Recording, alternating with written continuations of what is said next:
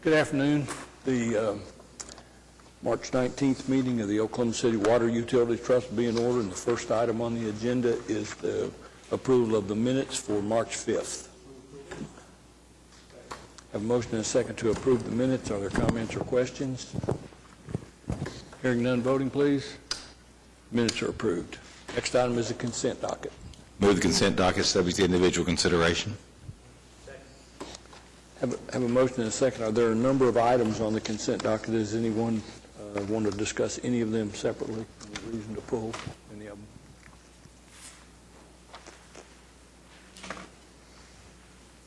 Okay, we have a motion and a second to approve. Voting, please. Consent docket's approved. Next item on the agenda is the concurrence docket, and there are 4 items on the concurrence docket. Move the concurrence docket subject to individual consideration. Motion and a second to approve the concurrence docket. Are there matters to be considered separately? Hearing none, voting please. Concurrence docket is approved. Next item on the agenda is an emergency construction contract. I move the item. Second. I have a motion and a second to approve item 5. Is there a comment or question about it? Mr. Chairman, just a couple of things. We do from time to time have to present emergencies to the trust. In this case, we had a sewer line, a large sewer line, 24 inches in diameter, that failed.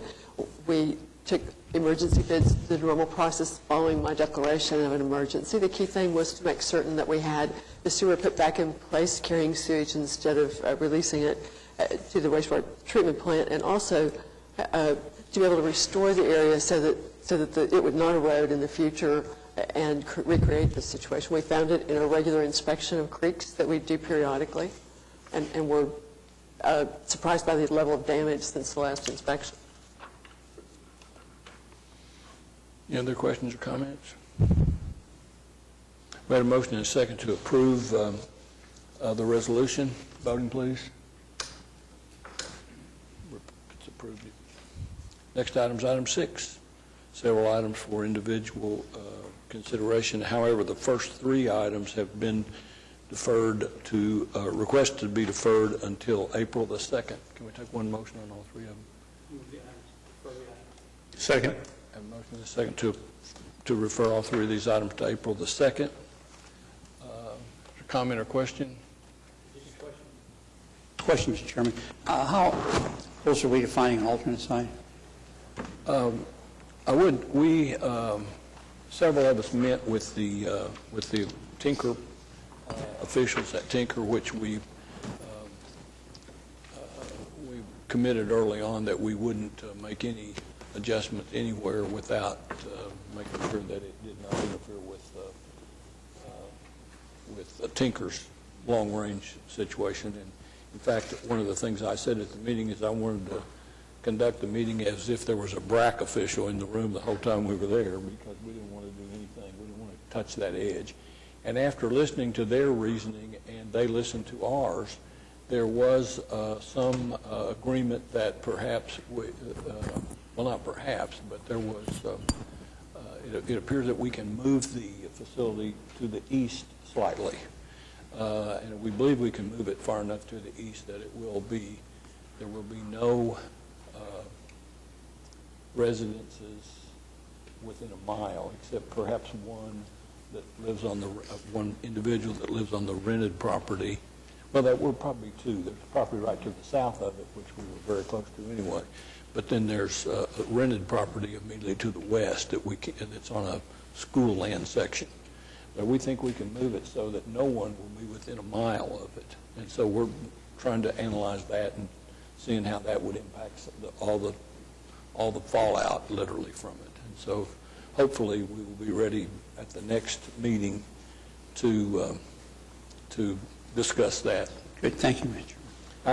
I said that I wasn't, that I was at that meeting. It may not.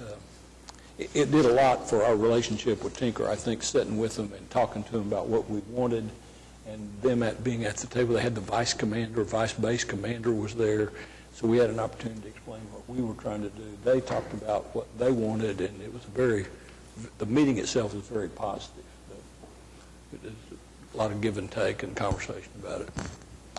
Anyway, that's, so we have a motion and a second to defer 6A, B, and C. Voting, please.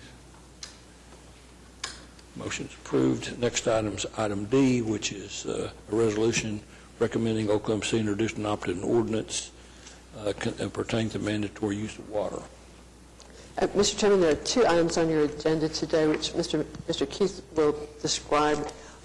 Legal processes involved with water conservation and water use restrictions. Mr. Chairman and trustees, we have two ordinances before us. They are from two different chapters.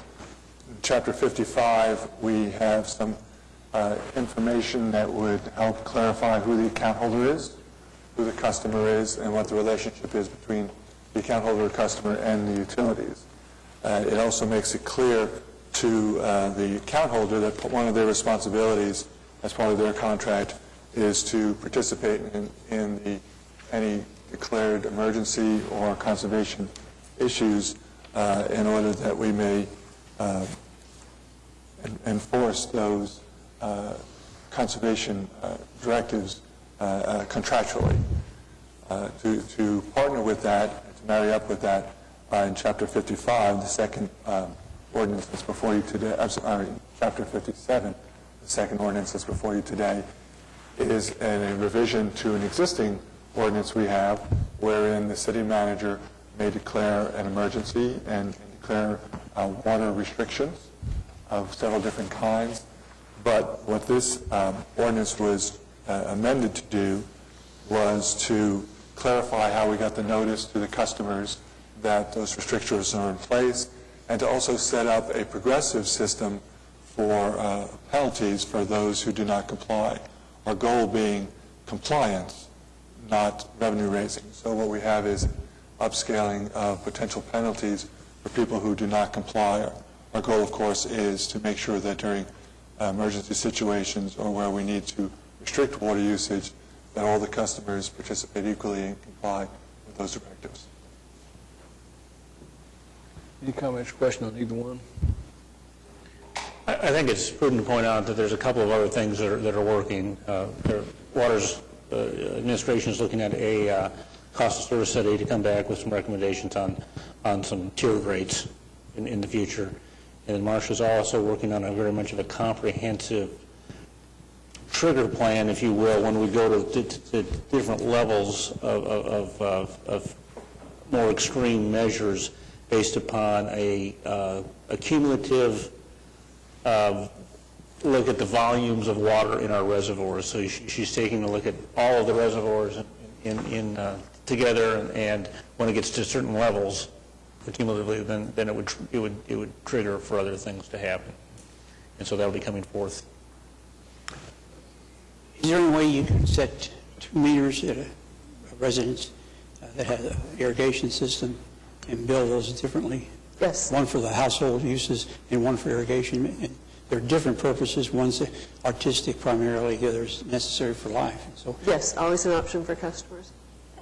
Right now, the incentive for putting in a sprinkler system is so you don't pay sewer on it, and so it's cheaper because you're not paying the sewer bill associated with it. So that's why there's an incentive to put in a separate sprinkler system. But it's only a small percentage of our customers that actually do that. Well, I just want to reiterate that I don't want what we're doing today to be construed as anything other than a permanent change in how we deal with water. I mean, this part we're talking about that we're doing today is, I intend personally, and hopefully that's what the trust intends also, is that this be a permanent change in the way we use water. I think it just, time has come. I think it's a good point that we're not responding to any kind of an emergency. It's just an attempt to change the culture of water usage. Exactly. We have a motion and a second on item, we do not have a motion. We need a motion on item 6D. Second. A motion and a second on item 6D. Is there further discussion? Hearing none, voting please. 6D is approved. Now we need a motion on item 6E. Second.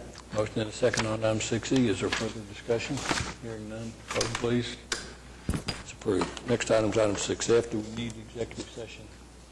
We did have an executive session at City Council meeting this morning, and so we could either go into executive session with Mr. Edwards, or we could brief Mr. Edwards separately.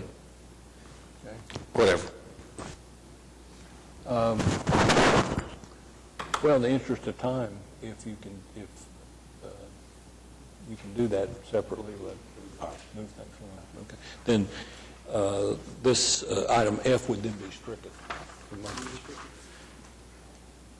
Have a motion and a second. Second. I'll second it.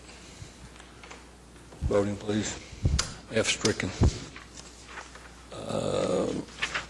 Last item on the regular part of the agenda is items from trustees. Are there comments or questions from trustees? Councilman Ryan? Hearing none. Move to the general manager's report, status report on the Utilities Department for February.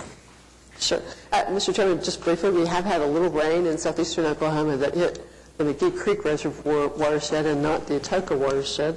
We continue to pump from the southeast, both from McGee Creek and Lake Atoka, and as a result, Lake Draper is recovering. It's at a little higher lake level than showed at the end of February 2013 at about 1174 and a half, 1174 and 3/4.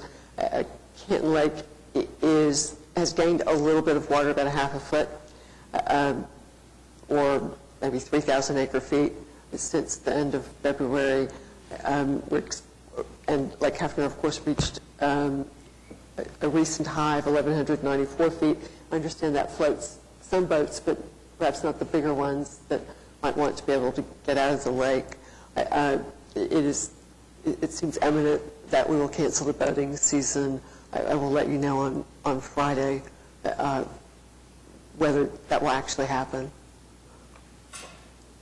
And again, boating season means boat stall rentals on the lake. It won't stop others from taking smaller boats into the lake. Sailboats are not likely to be mobile this summer, is what that's saying.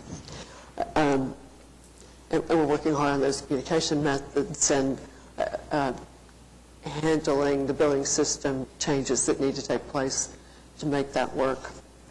The customer new connections were a little bit lower, but continue to be much higher than last year. We're very pleased about that.